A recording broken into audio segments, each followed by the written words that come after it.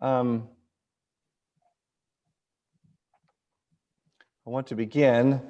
I love this story of the wise men, of them seeing the star, of them packing their bags or their boxes. And I know that we don't have a lot of information about these fellows. And at times when I'm not so cynical, well, I guess I'll say there were some seasons which I've been very cynical about some of the Christmas, some of the tradition that goes around Christmas. Because the story doesn't tell us how many there were. The story doesn't tell us what made them wise. The story only tells us the direction from which they came. But I guess because I've had a good season, I have some appreciation of the fact that Hallmark has filled in some of the imaginative pieces for us. And so I do like to think of them sometimes as bringing camels with them. I don't know, did camels come from the east? I thought they would come from the west, but I don't know. I like the notion that they were following the star and that it was always a clear night. I mean, they clearly could not be wise men from the Pacific Northwest because it's too cloudy to see the stars.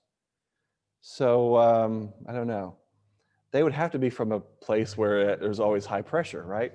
The barometric pressure is what made us wise. I don't know. So the story as it goes, they visit Jesus. And what I'm going to get to for most of the time is that they were overwhelmed with joy. I love this phrase, overwhelmed with joy. Before I get to that part, the story does cut off. And we cut off the story because the story contains some gory pieces.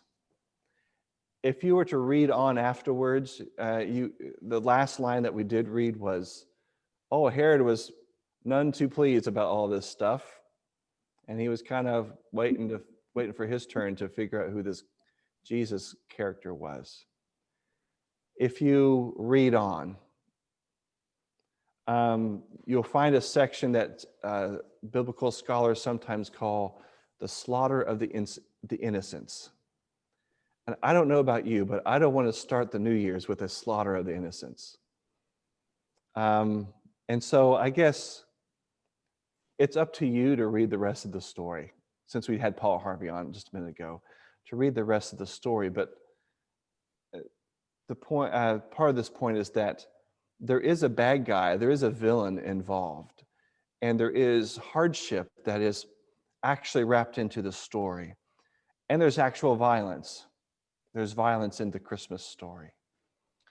And I can understand why the people who make the lectionary, which is the schedule of scriptures that we read from, I can understand why they cut off the story where they cut off the story. Because we're weary of violence. We certainly don't want to read more about it, especially in church. And the world is sick with it. And so I think there's good emotional reason why maybe at church I don't need that. But then I go back and forth because, okay, the world is sick with this. And Jesus is born into the midst of the same things that we're dealing with. Isn't that the point of the baby? To be in the midst of all the things that we deal with, and violence is one of the things we deal with. The story of the wise men, the magi, the kings, whatever you want to call them, they go because they are expecting. They are astrologers, as we understand them, and they see a star. And they're like, I don't know why the star is here, but we better go find out. And if we're going to find out something spectacular, I mean, if there's a star, if the heavens are aligning to send us a signal that something is happening, that something is probably not small. That something is probably not insignificant. So we better pack some ways to woo or bribe or get in good with whatever this great thing is. And so, as the story alludes, they not only see the star, but they consult. They consult all of the things they could figure out. What is on the other end? Oh, this is a king. This is a leader. And this is going to be one that upends the current situation. And so they do the smart thing. They go first to Jerusalem. They go to the seat of the place, and they start asking around. And I wonder what went through their minds, because, I mean, clearly they like knocked on Herod's door. I don't know how you do that. Like, you just walk over to the palace and knock on it. But did they ring ahead of time? Did they send a carrier pigeon with a message? Hey, we want to see the king to find out about the other king. I don't know how they went about that. I wonder what the mechanism was for getting into the room to say, Herod, your days are numbered. I don't know. But they do. They somehow knock on the palace door and say, we've come to pay homage to the other king. Where is he? And clearly Herod's mind is blown, because if there's going to be any successor of his, it's going to be his selection, right? That's how it works. And I wonder what was going through the wise men's mind when they had to leave the capital, when they had to leave the palace, when they had to leave the temple, when they had to leave all the great edifices that were happening, and go up the hill to Bethlehem, this little village in the mountains. And I wonder what was going through their minds when they entered this little village, which was just olive groves. It was just land with a little village. I wonder what was going through their minds. We do know that they were following the star, and there had to be a moment of being perplexed, being confused. And yet, I guess if you're a good astrologer, you just follow the star. That's what you do. Follow the star to Bethlehem. That's the shepherds, right? Anyhow, but the wise men, the star stops. And I love this phrase. They were overwhelmed with joy. I mean, they had trouble. They went first to the wrong place. So they were a little bit lost. If you go to this second part of the passage that we didn't read, when Herod starts cleaning out all the potential rival kings, he begins at boys age 2 and under. They're supposed to be eliminated. The wise men, we gather from that fact that it took the wise men 2 years to find the baby Jesus. It probably took the wise men, it wasn't a day, it wasn't a month. It took them a while to get there. And when they go in, they are tired. They have been journeying for a long, long time. They are weary. Maybe they got lost along the way. Maybe they went to the wrong kingdom, And then when they finally stopped and were overwhelmed with joy, this joy has to be some part relief. And when they go in and they find the baby, they find the child, they start giving him gifts. My little child at home finally figured out, it was last Christmas, not this one, but last Christmas. Oh, the wise men give gifts. This is why we give gifts. Yeah, this is why we give gifts. It's part of the story. It's part of how you how you respond to joy. You give. And I think of joyful people. Joyful people and generous people are usually the same people. Joyful people and generous people are usually the same people. I've known some joyful people that didn't actually have a lot as far as possessions are concerned, and yet they always found ways to give. They give of their time or their attention or their wisdom. So I know lots of joyous people, and they're almost always generous.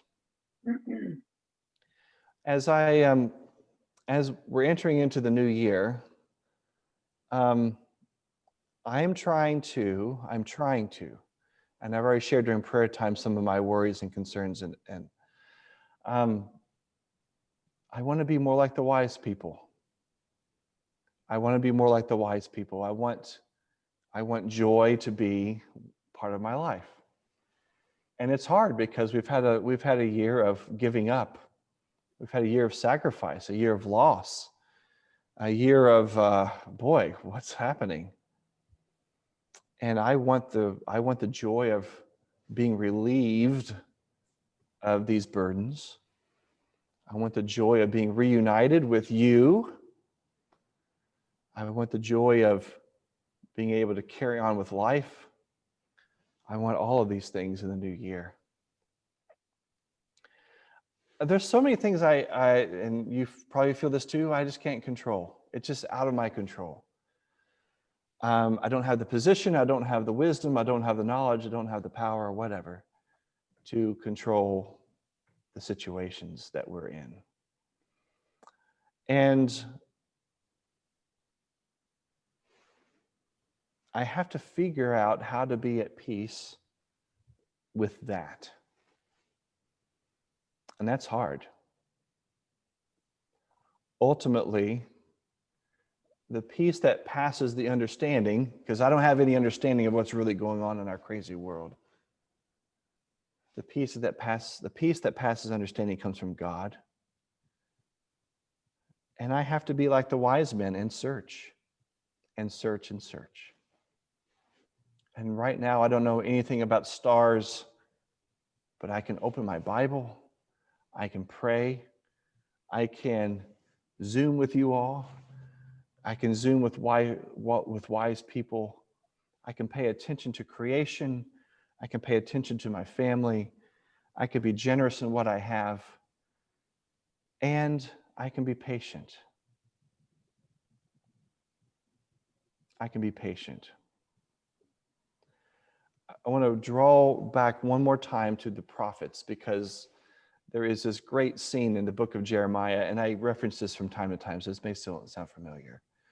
And the scene of Jeremiah is the scene while Jerusalem is being besieged, and they're getting ready to be carried off into exile. But in the midst of this thing, and it's always struck me as a scene out of Monty Python. I don't know if that makes any sense. But in the midst of this siege of the city, Jeremiah sits down and he negotiates the sale of a piece of property.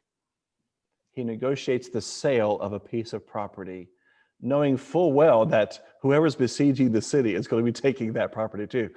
But he negotiates the sale of this piece of property. And the scene contains not only the sale, but like how they did the contracts and all that stuff. But there's this prophecy in the middle of a siege of the city. And the prophecy says, vineyards will be bought and fields will be bought again in this land at some point. And there is this great hope in the middle of a time of loss. And it is the wisdom of Jeremiah to invest in whatever the future goodness is going to be. And I think this is what the people of God ought to be doing now. And some of you probably are doing this. You're investing in the goodness that is coming our way. Even in this season of loss, even in a season of confusion, we can be just like the wise man. We can anticipate being overwhelmed with joy. And until that day comes, we follow the signs.